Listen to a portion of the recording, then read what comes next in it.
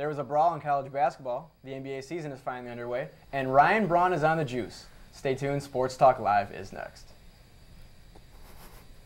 I thought you said something else besides juice.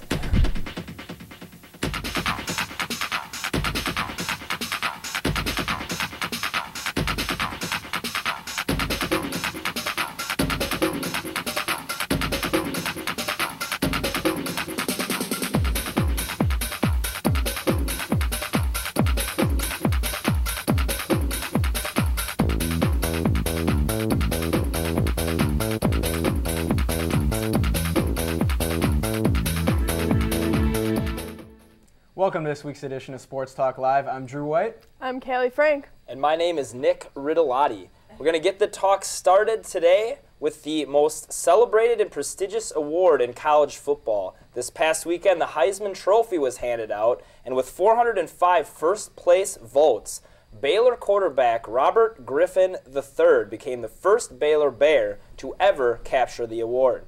The quarterback led Baylor on a dream season, taking down Oklahoma for the first time in school history, downing Texas, and finishing with a 9-3 record in the Big 12.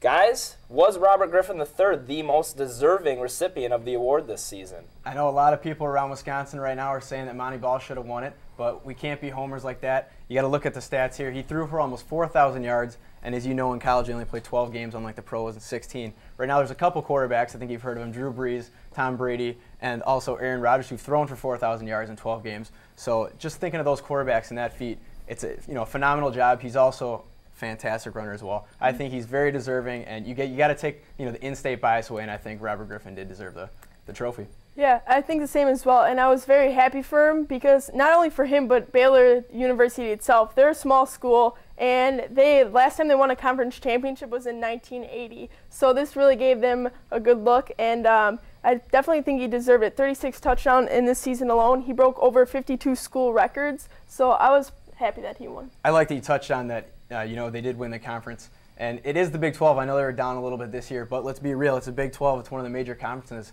It's not as good as Texas and Oklahoma have been in some years, but the Big 12 is still, a power conference. And to win that conference, to be the quarterback of a team that wins that conference, that wasn't really given a shot at the beginning of the year, is definitely something that's noteworthy. Another thing that I really liked about Robert Griffin was how gracious he was to his teammates and his coaching staff. He said, "This is Baylor's award. This is our award." He didn't take any individual credit.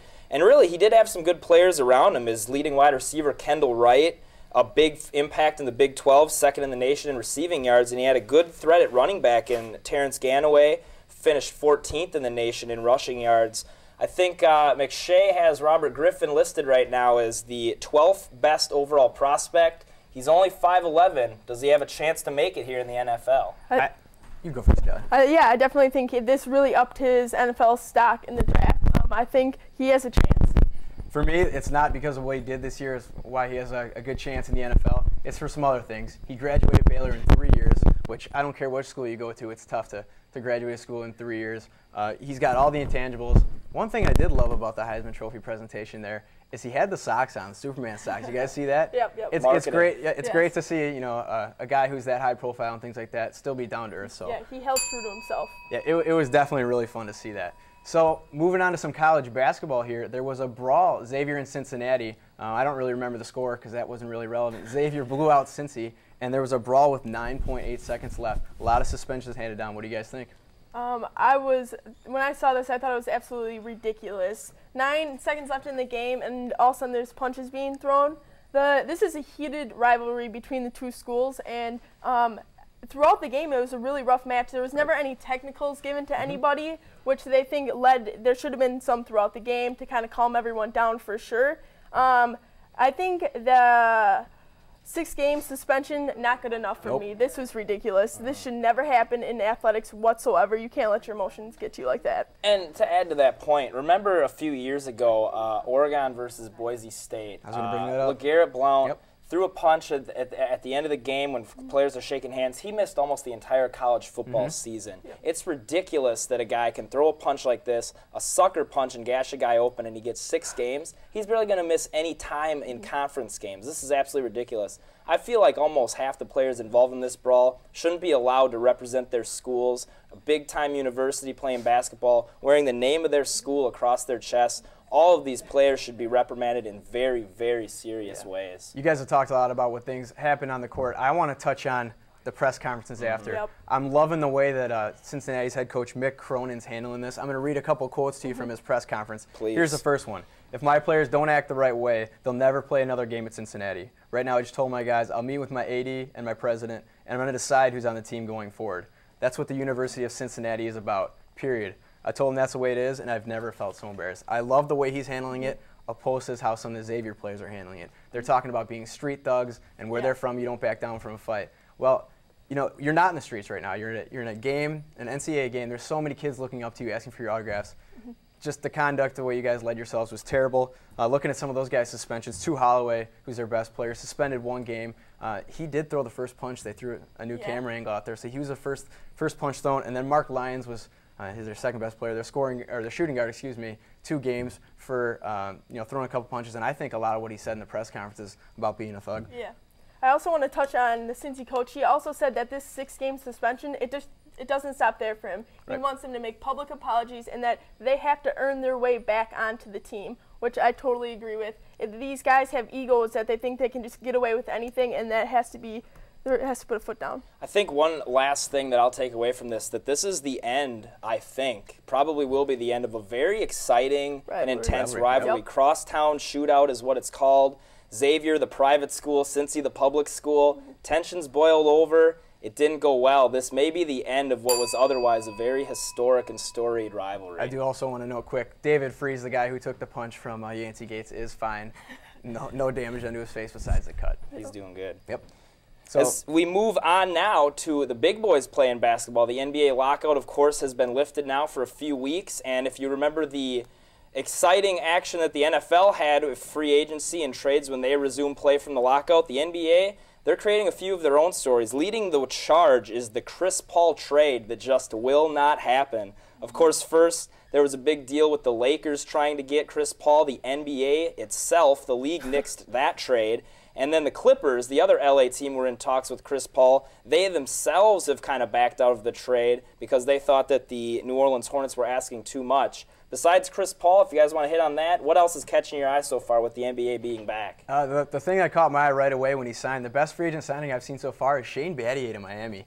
I love that signing for Miami. I think they need an X-factor type of player like that. What Shane Battier does, he can shoot the 3, and he's going to defend the best player on the court. So that means this time LeBron and D. Wade aren't going to have to guard Kobe Bryant and guys like that, which will let them focus on their offense, which for LeBron has been a big problem in his career. He can't do it on both ends of the floor night in and night out because that's not the type of player he is. So I really love that signing, and I think he's going to be the Mike Miller that they wanted out of Mike Miller last year.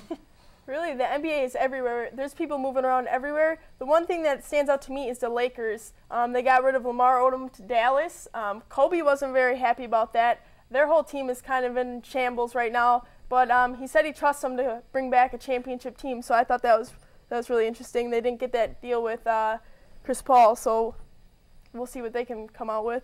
And another big name that is not a free agent but being talked amongst teams is Dwight Howard. Over the weekend he stated he didn't want to be in Orlando anymore. Then after a meeting with the owner and GM, he said he'd love to be able to stay with Orlando. Teams looking at him on his list. Dwight Howard came out with his own list. The Magic staying with them, the New Jersey Nets, the Dallas Mavericks, and the Los Angeles Lakers. What do you guys feel is the best fit for Dwight Howard? For me, sorry about that. Sorry for interrupting there. For me, it makes me sick that these players are being able to dictate where they want to go. Chris Paul as well. Carmelo did it last year. You know, you're an athlete. You're a professional athlete. They pay you to play a sport. You play for that team who's paying you. You still have a year left on your contract. You got to honor that contract and not be such a baby for us off season. So I just wanted to touch on that real quick. Yeah, and he demanded the trade over the weekend, but Orlando says they don't plan on trading him at all. And I think he has a lot of his outside representatives wanting him to go somewhere else, but himself would like to stay in Orlando. So I think people are pulling him a certain way, but I think he'll stay in Orlando. And one final note that I was looking at today, Kendrick Perkins. I don't know if you guys have seen this guy yet. He's lost 30 pounds. Usually a lockout is a time for guys to get a little chubby, get a little out of shape, and come back in trouble. He's dropped 30, and I think he's ready to run a fast-paced offense with Kevin Durant and Russell Westbrook there. Speed will be the key. That's right. And as we move now from the hardwood, we'll move to the baseball diamond. Ryan Braun making very major headlines